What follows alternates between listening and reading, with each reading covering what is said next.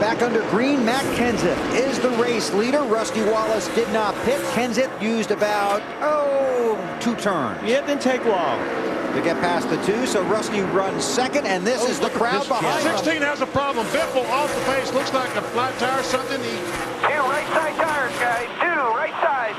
The right sides are up. Was running third in the championship standings. Scott Riggs also off the pace. We stay green. A lot of smoke out of the back of this. I guess that's a left side tire.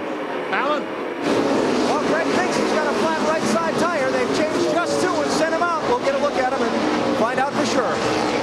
Hope it wasn't the left rear. We'll know pretty quick. Marty? Well, they've been trying to communicate with Scott Riggs to find out what's going on. They think it's an engine failure because the car is not running.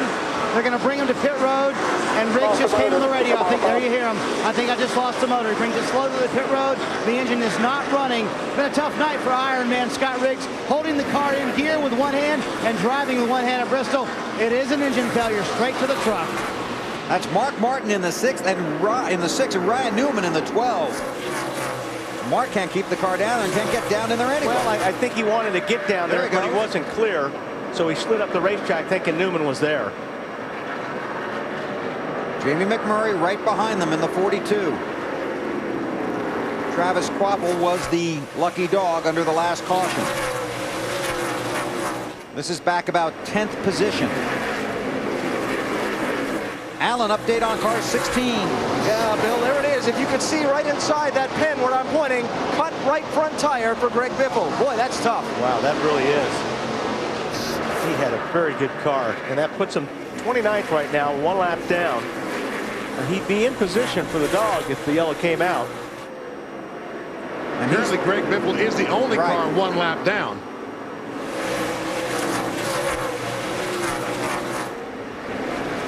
See, Dale Jarrett, the 88 car, evidently that crashed. Oh, he gets in the 12th. Oh! Would that be payback? I guess that's a payback. Oh, Kevin Harvick.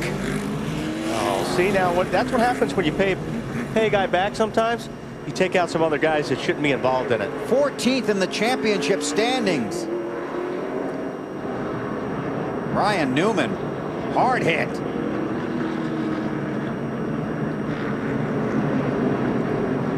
Newman, one of the bubble cars in the race to the chase. Same with Harvick. Patience had run out, BP. Yes, it had. Greg Biffle is the lucky dog. That's really too bad for Harvick, because I mean he had nothing to do with this and got caught up in somebody else's mess, somebody else's fight. I think was a 0 car of Bliss involved as well. We're about to find out. Here you see Newman on the high side, and I mean basically Jarrett's just waiting for him. Because what happened that caused the damage on the 88 car was the 12 car a few laps ago ran in the back of the 88, and this is nothing but payback. So they both go around into the wall. You see Harvick coming in, and he was behind Vickers, and it was like Vickers slowed down. He went to miss Vickers, and there was Newman sitting there. And he's broken some of the suspension on the right front, the 29 car. That was ugly. It was.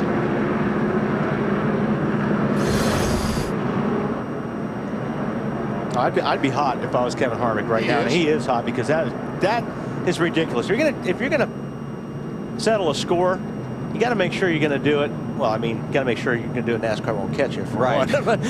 Well, you got to make sure to disguise it. Yeah, you don't take out other guys. I mean, well, he is. And when he sees the replay, he's really going to be mad. Yeah. Because then he's going to figure out what happened to take him out of this race. He's walking back.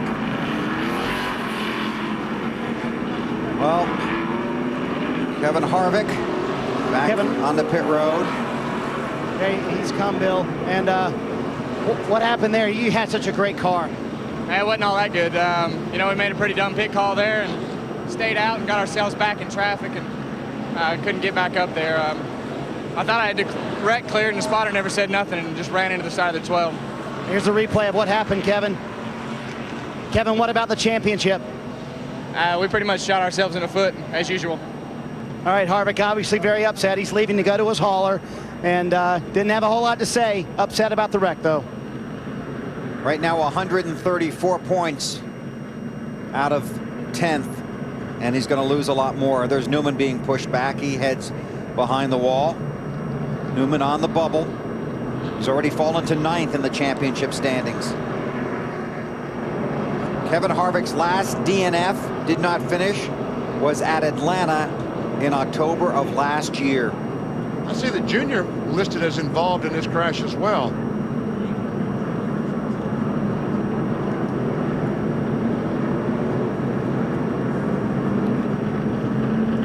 Now take us back a little earlier in the race. Well, this is the first one. Newman comes up on Dale Jarrett. Lap 210. Just gets in the back of him and turns Dale Jarrett.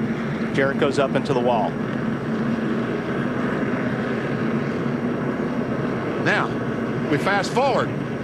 About 110 laps later, Newman goes by Jarrett on the outside, and DJ just comes up into the left rear and turns the 12 car around. And Jarrett was basically waiting for him. I mean, he was down on the low side and saw the 12 car was coming. And then there's Harvick, gets into the 12 car. And like I said, when Kevin Harvick figures out what happened here, he's really going to be ticked off because there's two guys that are settling a score, and it cost him.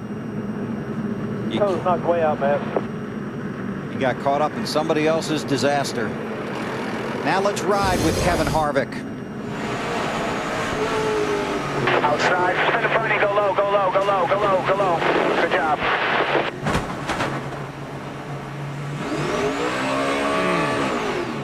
And Harvick tries to get that car back going, but too much damage to the right front.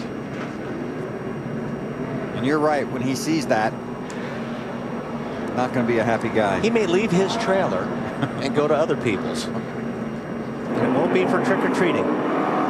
This is the crew of Ryan Newman's car. They have a lot of work to do. Wow, I guess. That's a pretty big hit. 29 car got into him. After he had hit the outside retaining wall. Right. Now let's see if we can figure out what happened to Dale Earnhardt Jr. in this deal. I guess he's going to run in the back of the zero. You're down, spin in front of you. How'd you know that? Because I saw Bliss spin, and that was the first car in front of Junior. Marty? All Junior said about his race car was there was a little front end damage, nothing to worry about. Remember earlier in the race, he said, I'm going to knock the nose off anyway tonight, so don't worry about it, guys. And the car has been excellent for Junior. There's still time left in this race for the 18. He's 22nd right now. And there are 27 cars on the lead lap. Ryan Newman is already 6 laps down, back in 32nd. Jarrett is 33rd. Harvick is 34th. But he will... Kevin Harvick could end up finishing 41st in this race. Matt? Bill, considerable damage on the 88 of Dale Jarrett's car. Now they're going to raise the hood. They're going to check the toe on the race car. You can just see cosmetic damage seriously on that right front. One of those drivers trying to get in this chase, but he knew going into Bristol, like a lot of other people, Wally said it earlier, this racetrack, especially this race, the night race, is a lot like Talladega. Big stuff happens, and usually when it happens bad. And it all starts so innocent. I mean, 50 laps we ran this race, and everybody was nice and courteous, and then... There's got to be a penalty on this, don't you think? When 68 laps before the first caution came out. Alan? Bill, Brian Newman still sitting in his car with the window net up. His signal that he does not feel like talking at the moment. The biggest problem these guys are going to have, it looks like to me, is around the left rear corner of the car. They've got to replace some of the trailing arm suspension there, and the battery box where the batteries on these cars are carried has been crushed. You see the crew working around that now. They've got to get that resituated, plus they've got work to do on the front suspension. Most all the damage here on the left side of the car. That car is messed up. At lap 325, they'll be lucky to finish before this race is over. Of course, they've got to load it, so I guess...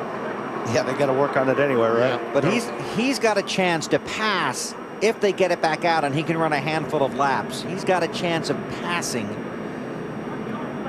Well, maybe actually, maybe just, really. yeah, not really that many guys because they're all still out there. They've come back out on the track. But this is certainly going to help guys like Kenseth and McMurray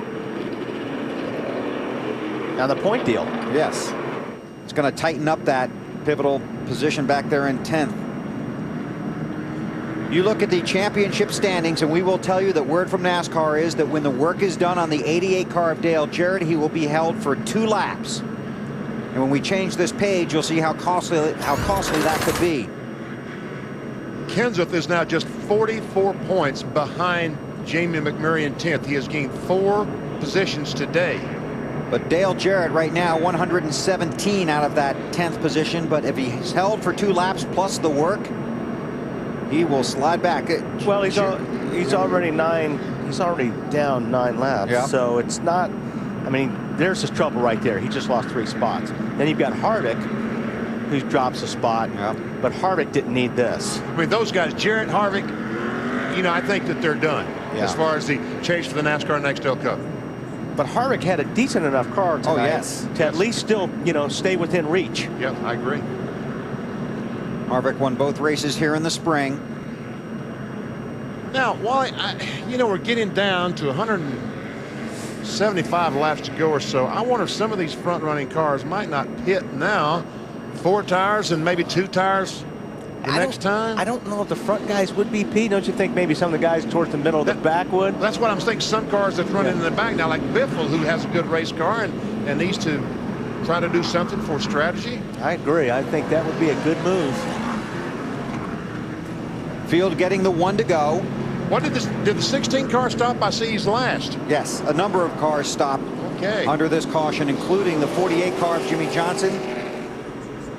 And the 16 car of Greg Biffle was the lucky dog. Alan, what did they do on the 16? 4 tires and fuel, BP. And as you ask me that question, I'm trying to get to the ladder to their pit box to ask Doug Richard if they can go all the way. I think that may depend on cautions, wouldn't it? I think so. Right now. I don't think they can run 175 laps. Green flag, but a few caution flags, they probably can stay out. Matt Kenseth, the race leader, came here 104 points out of the chase. Right now, 44 points out. He's had a good night. It's been a bad night for a lot of other guys. Here we go.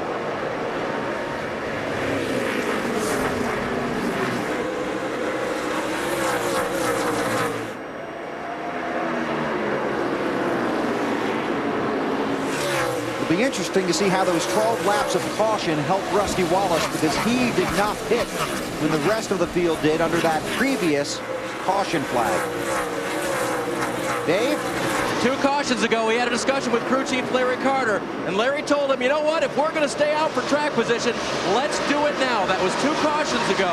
They will come in with probably about 150 or so to go when the majority of the field wants to pit again, and they might be in a perfect position.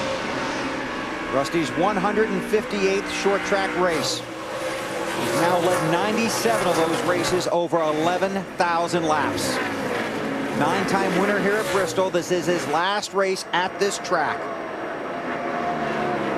Going out in style.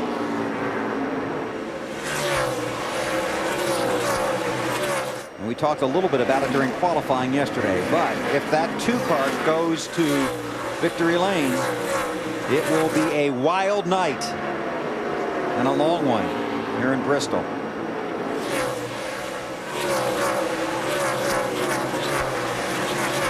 For the 24 and the 25, those guys are not going to be buddies. They may be teammates, but they're not going to be buddies after this race. They've been wearing each other out. Matt, what's going on with those guys? I just saw a move coming off before that couldn't make Vickers very happy. Wally, remember back earlier in the race when the 24 chopped the 25, Vickers said, you tell him, do not chop me like that again. Not pleased with that move. And they're going at it some more, it looks like. Yeah, they went at it pretty hard off before.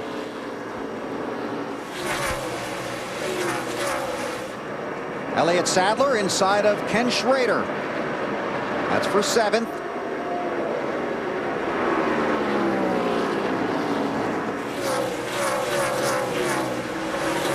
So Matt Kenseth continues to lead Rusty Wallace and Kurt Busch here at Bristol. You're watching NASCAR on TNT.